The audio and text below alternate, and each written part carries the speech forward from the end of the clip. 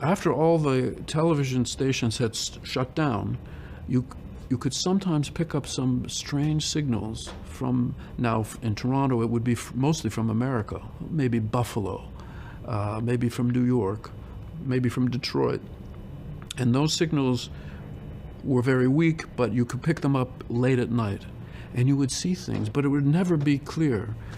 And you wouldn't know what you were watching. And it was very mysterious, and sometimes very disturbing and very intriguing. And so I used that experience with Videodrome.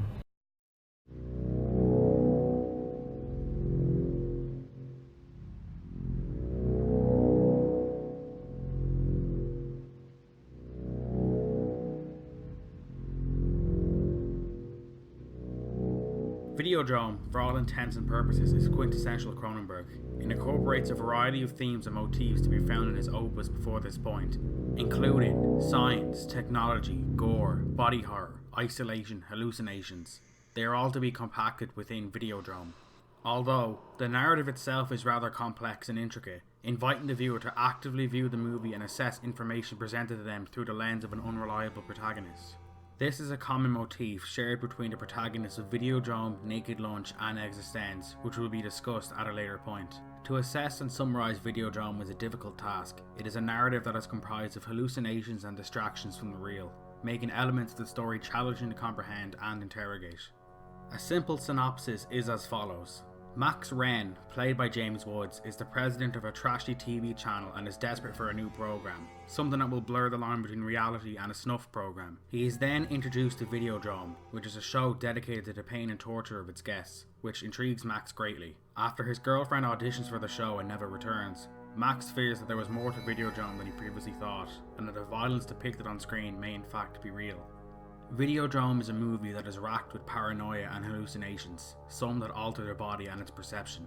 During his viewing of the Videodrome tape, Max develops a growth in his torso that functions as a VCR player, enabling him to be programmed and subsequently reprogrammed by Videodrome itself, which is supposedly a socio-political battleground that is fighting for the control of the minds of the people in North America, operating almost as this technological entity that is gaining biological control over those who view the tape.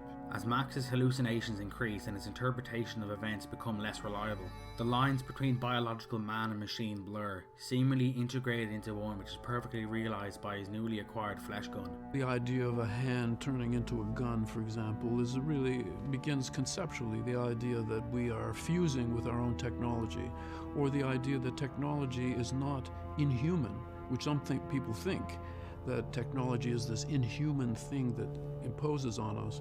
But in fact it's not. It comes from us, it's part of us, it's an expression of us. A video cassette that can go into your stomach, or a gun that will be your hand will turn into a gun, just to show the fusion of, or the relationship between technology and the human body. Technology really begins as the extension of the human body. What Cronenberg is directly examining and discussing is the impact of developing technologies on mankind, even as to how it can be assimilated into our own flesh. Released during the video nasties concern and censorship in the UK, it is relevant to note that the main character is a sleazy TV programmer who befalls harm, hallucinations and bodily change due to viewing these specific tapes. Something that many interpretations and critics read as possible consequences of viewing such violent tapes as these. Cronenberg was interested in exploring the consequences of viewing these tapes, to manifest a mental toll on the physical of viewing these supposed taboo tapes that are meant to be censored, censorship being something that Cronenberg himself is firmly against. With Videodrome, I wanted to posit the possibility that a man exposed to violent imagery would begin to hallucinate. I wanted to see what it would be like, in fact, if what the censors would happen did happen. I would never censor myself. To censor myself, to censor my fantasies, to censor my unconscious, would devalue myself as a filmmaker. With these hallucinations in mind, as previously mentioned, Cronenberg explores the effects and altercation properties that these new technologies may have on the individual. Although it does contain various scenes of distress and violent imagery, Cronenberg ponders the relationship between the flesh and technology, the integration and increasing lack of distinction between them. Exploring what would happen if these tapes and surrounding technologies were in fact not censored, were given free rein to impose their supposed effect over the individual and their physical. This is further supported by the movie's tagline and final line.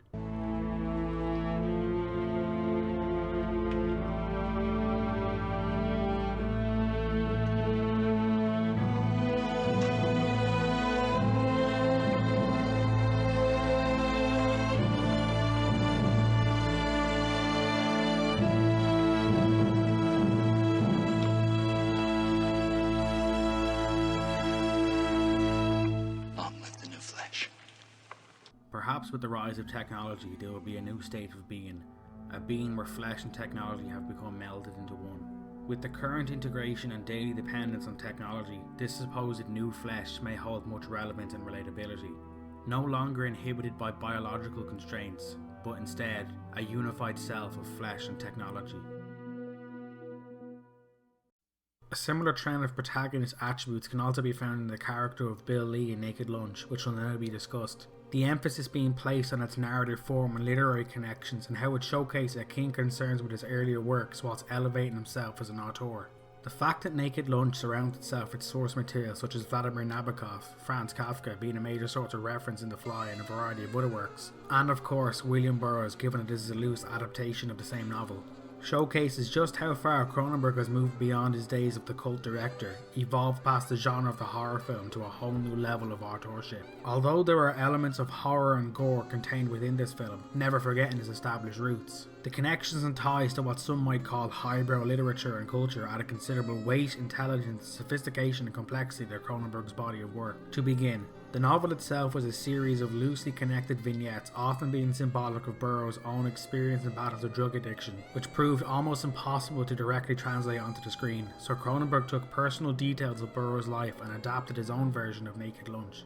As such, Naked Lunch does possess key biographical detail from Burroughs' life, primarily the accidental shooting of his wife, which is represented faithfully in the film. The narrative follows Bill Lee, an exterminator who becomes addicted to his own bug spray and accidentally kills his own wife. He then flees to the Mediterranean town of Tangier, where he is under instructions to compile reports and other works by typewriter cockroach hybrids. In Burroughs' novel, these bugs represent the drug addiction, scurrying and hiding from the light within one's mind. A hallucination as a consequence of Bill's bug powder addiction, similar to the hallucinations in Videodrome. Although Cronenberg's interpretation and amalgamation of Burroughs' work and biographical detail are as much about drug addiction and obsession as they are about the creative process and writing. In order to really convey the experience of writing to someone who hasn't written, you have to be outrageous. You have to turn it inside out and make it physical and exterior. That's what I've done with Naked Lunch. Although the movie is filled with fantastical and some might say disturbing sights, the film chronicles Bill Lee's journey of overcoming addiction and becoming a gifted writer. This is first seen when his wife Joan offers him some of the bug powder. She describes the high it gives, in particular an interest in detail. It's a very literary high. Very literary. Is that why Hank and Martin know all about it? We all just tried it together, spur of the moment thing. They didn't like it, I did. What do you mean it's a literary high? It's a Kafka high. You feel like a bug. The reference to Kafka and of a metamorphosizing quality adds further weight to Cronenberg's work, but additionally references the transformation that Bill Lee will undertake, as well as the cockroach hybrids he will encounter later on.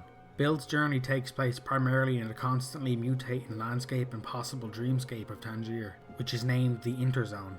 Unlike Max Wren, he is not consumed or controlled by the hallucinations that are presented to him entirely. He is rather complicit in them, a necessary evil to endure in order to become a writer. What the Interzone and its ever-changing landscape does represent is a state of anguish. It is not so much a physical place, but rather a state of mind. Cronenberg illustrates the mental anguish and pain state of being into the physical and realised, a similar attribute to the psychoplasmic therapy seen in The Brood. Although Bill is paranoid and becomes involved in a supposed conspiracy theory, these are challenges to Bill's creative process, doors to becoming his inner writer that he must unlock. Upon compiling his reports and solving the mystery that was presented to him, Bill takes Joan Frost, a doppelganger of his wife, to escape the Interzone to the neighbouring state Annexia. In order to prove to the guards of Annexia that he is a writer, he performs the same routine that he orchestrated with his wife, with the same results. Although this may give the narrative a somewhat downbeat, ambiguous ending, it does in fact offer up a complete character arc for Bill. The narrative in Bill's cathartic journey of becoming a writer began with the death of his wife. After navigating his way through the Interzone, that being his creative process and writing functionality, Bill is ready to move to Annexia, the next state of being in which he presumably will be a successful writer. In order to do this, he must purge the memory of his wife, illustrated by her second death by the end. As such, the journey to become a successful writer began with the death of his wife, so it must end with this. Different to much of his earlier work, Cronenberg is instead interested in the mental state of being that is associated with the creative process. sometimes making physical hallucinations, manipulations and mutilations of the body symbolic of the mental toll that crafting work can take upon a person. It is a narrative more concerned with the inner workings of the mind, with the locations reflecting these states of mind, whilst placing the occasional gore shot to satisfy old Cronenberg fans. Cronenberg's next work would put previous anxieties and concerns with the body to the forefront, but would additionally meld these considerations with worries about the rise of future technology and its relationship to the body, as well as examining the role of responsibility placed upon an artist. That film would be 1999's eXistenZ. Much like how Cronenberg has been continuously doing, he adapts his earlier motifs and interests with emerging contemporary concerns and issues, particularly issues surrounding evolving technology. This is especially evident within eXistenZ in a variety of ways, as well as examining the forms of storytelling and the responsibilities of the artist and storyteller themselves. eXistenZ sees Ted Pikel, who must now protect game designer Allegra Geller after a failed assassination attempt. She is working on a new game, the titular eXistenZ, a virtual reality world that enables the player to act out a variety of their fantasies. In order to ensure that the game also survived the attempt on Allegra's life, Ted and Allegra must now play the game to assess if there is any damage to the system. Although Ted has more in common with the protagonists of Videodrome and Naked Lunch, that is, an unreliable or confused protagonist, the focus of the story and narrative thrust is centered on Allegra. eXistenZ acts as a spiritual successor to Videodrome in some of its thematic qualities and imagery, but differs hugely as to how these societal concerns of technology and its creator are illustrated. In Cronenberg tradition, these concerns naturally also translate to the flesh. This is most notable with the use of the game pods and gristle gun throughout the narrative. The game pods themselves act as a catalyst, an amalgamation of the organic and technological to allow our physical selves to act out our innermost mental desires. These pods connect to the body via bioports, a hole for the pod to connect which is located on the lower spine, almost an advancement from the melding of technology with the flesh first pondered and examined in Videodrome. The pods could be seen as a tool, a recreational device for those who want to leave behind the concerns of not only their lives, but of their physical selves as well. The gristle gun that Ted creates seemingly upon instinct is another interesting melding of the organic and mechanical. Made completely from bone, fat, gristle and other organic material, it is a weaponized form of the body, an extension of the natural and of oneself. It is in considerable contrast with that of the game pods. Whilst they are used to inhabit fictional worlds and create a pleasant experience as a whole, the gun itself is used purely for selfish destruction, constructed by flesh, for the destruction of flesh. They are two sides of the same coin, balancing creativity with destructivity, especially so considering that they are both made from the same amphibian pieces. It is also important to note that the gristle gun is used in the assassination attempt of Allegra, which begins another important aspect explored by Cronenberg. Although a game developer, Allegra is in a sense an artist, an author of these new fantasy worlds and environments. Although they are fantasy worlds, they are worlds nonetheless. As such, these creations and the act of creation bear a sense of responsibility and ownership. These somewhat controversial creations catch the attention of several who wish harm upon Allegra, but in their assassination attempt exclaim a very particular line before firing.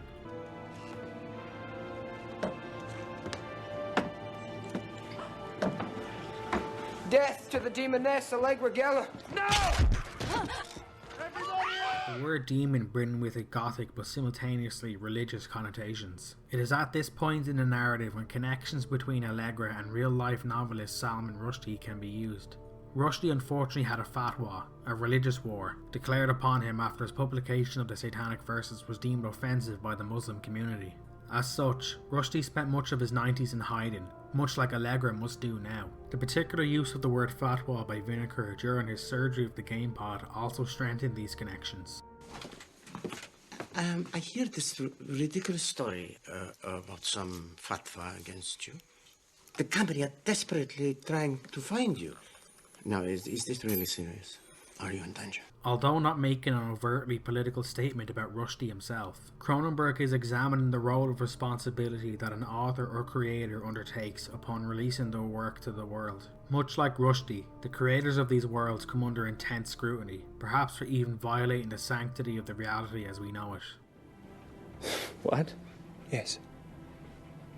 Don't you think the world's greatest game artists ought to be punished?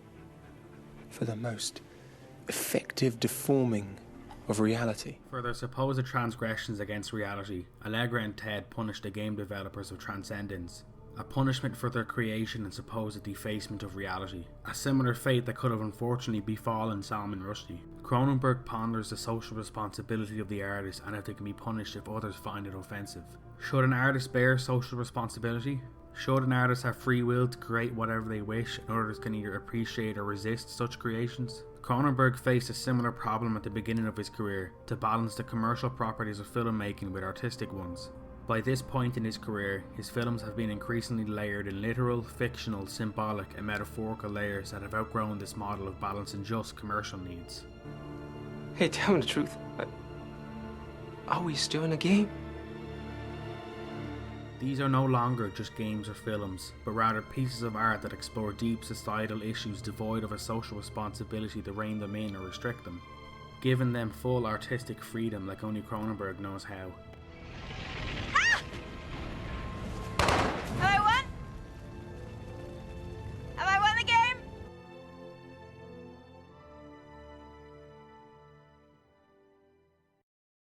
In conclusion, Cronenberg's films are often deeply layered with societal subtext. From his early films discussing the innate fear we possess of bodily mutilation and infection, to discussing the privatizations and its consequences in the 1980s, as well as the rise of technology and its relationship to the flesh, he began to shift his focus away from exploitative aspects and by doing so, moved beyond a cult director or baron of blood as he became known, to a form of cultural hero as well as transitioning to a cultural point of reference. Although films such as Videodrome and The Fly certainly have their genre roots in horror, Cronenberg merely presents these depictions of the body and its alterations as a means of expressing his societal and personal concerns. His portrayal of body horror is very impressive and arguably the most memorable and resonant aspect of his movies, but they are often placed to initiate further societal study. There are layers beneath the gore. Although he is certainly known for his demonstrations of the body on screen, Cronenberg has moved beyond genre boundaries that many of his peers would find themselves in, including making dramas such as the discussed Dead Ringers, but also more contemporary examples including Crash, A History of Violence, and Eastern Promises. The exploration of the body and its portrayal is again further explored in these movies, but in a far more subdued and some might say mature way. Cronenberg imbues his films with intelligence and sophistication that sets him apart from his peers, becoming a cultural and worldwide cinematic influence in various areas, particularly in the horror genre and all of its depictions of the body. Although he hasn't directed a feature since 2014, he still remains one of Canada's most provocative directors to this day.